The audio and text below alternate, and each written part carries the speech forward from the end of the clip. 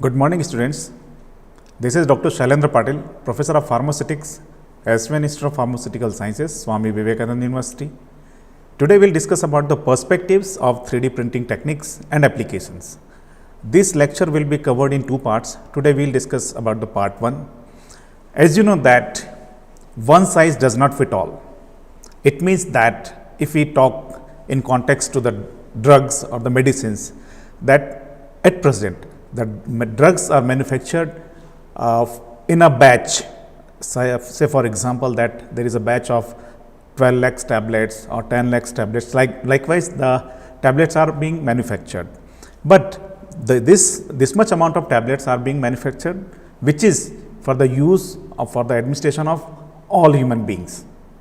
Whereas now the time has come that, as I said, one size does not fit all, means that the time has come in this time that we need to have a medicine which is specifically designed or specifically manufactured or fabricated looking to the need of a patient, particular patient. And for using this, that we can manufacture the small batches of the drugs, and that too in context to the specific requirement of the patient, like his particular age, genetic history, and so many other factors which has to be considered. And now by using this 3D printing techniques, we can design, we can fabricate the drugs according to the patient's need. Okay. Suppose this slide you are seeing here that the various parts are coming out. So you can see here that heart is coming out, lungs is coming out. Likewise, how is it possible nowadays? Yes, answer is yes. Of course, nowadays it can be fabricated, it can be printed, or better I should say bioprinted. It can be manufactured by the use of this 3D printing technology. This 3D printing technology has become a revolutionary and very important tool, specifically for the development of tissue engineering, genetic engineering, and patient-centric medicines also. We will discuss about these 3D printing techniques and its applications in various categories. First, we will cover introduction, history and the timeline of 3D printing, methods of 3D printing, and 3D printing technologies. So, what is the need of our nowadays, as you are seeing that growing demand of customized objects, medicines and the medical devices? It is increased like anything. Another factor is there, that is evolved technology, which is precise in the manufacturing of individually developed dosage forms, tissue engineering and the disease modeling. For development of any technique or for designing of innovative drugs, there is a constant motivation towards new concepts in drug design to better understand the material properties and the manufacturing technology as well. Processes which assures high quality of dosage forms and looking to the patient need, that patient-centric drug products are now being developed. As well as this personalized medicines are also nowadays possible to have for a patient. Coming to the 3D printing, what is the concept of this 3D printing? As this animation is there, you can see that the 3D printer which transforms your ideas from a 3D computer aided drug design or computer aided designs to a real life functional objects. Here you can see that the thought you have put in the computer, and that is coming out by using the bio 3D printing. As far as concerned this technology, where you can utilize, this technology is being utilized in automobile sector, in farming, in aerospace engineering, satellite manufacturing, in oceanography, as well as this can be used in the animated cinematography. Apart from that, you will see that robotic surgeries are there, and specifically you can say that this is being utilized in healthcare sector for the operations. Coming to the history of these 3D printing techniques, it was Charles Hull who invented the 3D printing technique. And he has given the name stereolithography for this 3D printing. As far as concerned this, Charles Hull obtained a patent for 3D printing in 1986. He was the first who has researched into applications in pharmaceutical and healthcare sector, appeared around in the year 2000. The global 3D bioprinting market was valued at approximately $570 million. It was in 2015, and it is expected to grow at a compound annual growth rate of around 25 to 27% during the forecast period, that is from 2016 to 2022. Of course, it is a very high growth and is majorly attributed to factors such as growing demand for tissues and organs for transplantation and the growing technology advancement in 3D bioprinting technology. As far as concerned this growing demand of organs for transplantation, you are seeing that the lifestyle of the human beings is become sedentary, and they are living in an era where they are full with tensions. If kids are there, they are also bearing the same condition, they are passing through the same condition, and they are taking the tension to the houses, and that is transformed to their parents. And as a result of this being always in tension, there is hormonal changes occurs in the body, and these hormonal changes leads to deteriorate the condition of your proper functioning of your organs, like it may affect your liver, it may affect your heart, it may affect your another important part of your body. So that due to this condition, when this condition has become much more, you are consulting to the doctors, and when you visit to the doctors, they suggest you to go for some diagnostics or for some test, and when you coming back to the doctors with the reports, with the results of that particular diagnostic reports, they say that your particular part, a particular organ is not functioning properly or it is defunct. In this condition, you become totally shocked, and there is the condition becomes like that, your eyes are blank. Why? In this condition, that this technology, 3D printing technology, gives you some hope of ray, or ray of hope, you can better say, ray of hope. This ray of hope, what actually does it? It is a technique which can bioprint the organs, and the advancement and the research which was taken out, it was quite few decades before it started, and in the 1984 that Charles Hull invented this stereolithography, and further it was advanced, and in the year 1996 Dr. Gabor Forges, he observed the cell stick together during embryonic development. It was a very important findings. In 2000, that urinary bladder augmentation using a synthetic scaffold seeded with the patient's own cell, means that this technique has been advanced like anything, that they are synthesizing the urinary bladder in the year 2000.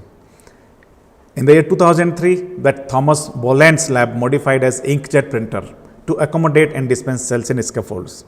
In 2009, Organovo, he creates the Novogen MMX bioprinter using Forges technology. In 2010, Organovo prints the first human blood vessels without the use of scaffolds. Means this technique has been taken into consideration, and they are in the position to develop, to print the human blood vessels, that too without the use of scaffolds. I mean to say that it doesn't require any skeleton for development of this, for the printing of these human blood vessels. In the year 2011, Organovo developed 3D bioprinted disease models made from human cells, and it was the year 2015 when United States FDA granted the permission, and the product containing the drug levetiracetam, Spritam, it was developed and it was marketed. Another advancement was there in the year 2019. There was bioprinted kidney was transplanted to a girl. This was the milestone in the field of this 3D printing technology as well as in the healthcare sector. And see, looking to the condition of the patients, those who are severely struggling with the disease like liver, and they need to transplant the liver or any other organ transplant, their hope has been arises like anything, and now they can think they can be, you can consider them as a lucky one that they can get bioprinted organ, and which can be transplanted to them with successful. Of course, this 3D printing technology has changed the scenario, total scenario, and the focus is totally being given for the development of this 3D printing technology in India also. You can consider this as this art of making a physical object from a 3-dimensional digital model. As you can see this animation, that 3D printing also goes by the name of additive manufacturing. Now, what is additive manufacturing? The additive manufacturing, it is, in simple words, you can say that successive layers of material which are formed under computer control to create an object. These objects can be almost any shape or geometry and are produced from a digital 3D model or another electronic data source. Apart from additive manufacturing, other methods are also available which can be utilized for the manufacturing of physical objects. These are the subtractive methods, additive methods, and the molding methods. Additive methods we have I have described earlier. What is subtractive method? This is a process by which 3D objects are constructed by successively cutting material away from a solid block of material. As this animation reflects exact meaning of this subtractive method, it is, you can also consider as a refinement of something by using this 3D technology. The another method is forming method, that is forming method or molding. It is the manufacturing process in which metals are given the required shape through mechanical deformation. The heat are being given or the other objects which are being used, and it is melted and proper shape is being given. Now, coming to the technologies, 3D printing technologies, they are categorized into 7 groups. They are binder jetting, direct energy deposition, material extrusion, material jetting, powder bed fusion, sheet lamination, and wet polymerization. Broadly, these are categorized into 3 types, and they are sintering, melting, and stereolithography. Here you can see this animation that is developing that how that processes can be developed. Coming to the sintering, what is this? The sintering is a technology where the material is heated below the melting point, and by using this technology, keeping it below the melting point, you can create the high resolution items. As this animation, you can see here that the metal powder is used for direct metal laser sintering, DMLS. You can see here that how this technique, how this process is performed. While in thermoplastic powders are also used for selective laser sintering, SLS. Here you can see that it is the ventral view and it is the top view. Here is a picture of selective laser sintering, that apparatus which is being used. Coming to the another one, that is melting. This method of 3D printing includes powder bed fusion. You can see that another one is electron beam melting and the direct energy deposition. These uses lasers, electric arcs or electron beams to print objects by melting the materials together. Here you can see that this powder bed fusion is being carried out by using this apparatus. You will see that there is a fabrication of this spread of this powder bed fusion, and it is being treated, and you can see that how it is developed. Another is this electron beam melting. You can see here that the powder is there and the electrons, that beam is focused on that, and that is melting and it is getting into the proper shape. Here is the direct energy deposition is also there. Now, coming to the main this stereolithography, it utilizes the photopolymerization to create parts. This technology uses the correct light source to interact with the material in a selective manner to cure and solidify a cross section of object in thin layers. Here in this animation, you can clearly see that the beam is focused and the desired size, this recorder blade is functioning. Another is there. That laser unit is focused and the proper shape is cutted, and after that this razor blade will be operated and support structures develops, and ultimately you will get the fabricated object. This is the picture of a stereolithograph. Now coming to the binder jetting. The binder jetting is the deposition of thin layer of powder material. You can say that you can use polymer, sand or ceramic onto the build platform, after which drops of adhesives are deposited. You can see in this animation that drops of adhesives are being deposited by a print head to bind the particles together, and this builds the parts layer by layer, and once this is complete, the post processing is done to finish the build. The third technology is the direct energy deposition. It uses the focused thermal energy such as an electric arc, laser or electron beam to fuse wire or powder feedstock as it is deposited. The process is traversed horizontally to build a layer, and layers are stacked vertically to get apart. Here you can see that the objects are there and the electric arc laser is being focused, and it is ultimately depositing the powder, and as a result of that there is a formation of layer and the layers are developed, and ultimately the object is being fabricated. The material extrusion is another method. It is also called as the fused deposition modeling, FDM.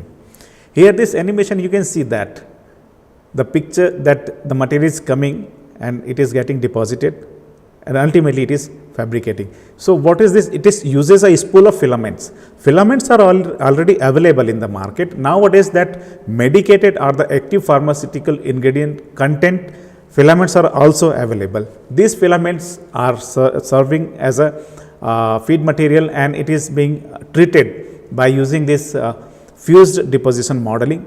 The extrusion head heats, softens and lays down the heated material at set locations where it cools to create a layer of material. The build platform then moves down ready for the next layer. Here you can see that in this animation clearly. Another method is material jetting. In this method, the layers of liquid material from one or more print heads gets deposited on a water soluble support structure that can be washed away once the build is complete. The layers are then cured before the process begins again for the next layer. Here in the animation you can see that the various printing heads are working and they are depositing a water soluble support structure. Here you can see clearly, and that is the development of this layer. This layer can be then washed away once this build is completed, and the layers are then cured. Another method is powder bed fusion. This process is based on the thermal energy selectively, which fuses the areas of a powder bed to form layers, and the layers are built upon each other to create a part. Here you can see that animation, that there is a development of this specific that object which is being fabricated, which is being designed by using this thermal energy. And the final that result that contains the volume, which is one or more fused parts surrounded by the unaffected powder, which is removed during post processing. In this case also that we are curing the object, and finally that can be utilized. The next method is the wet polymerization, or it is also known as the wet photopolymerization, which can be broken down into two techniques. First one is the stereolithography and the another one is the digital light processing. These processes creates parts layer by layer through the use of a light to selectively cure liquid resin in a weight. Here the first one is that stereolithography, it uses a single point laser or UV source for the curing process, whereas in the DLP flashes a single image of each full layer onto the surface of the wet. Thank you very much.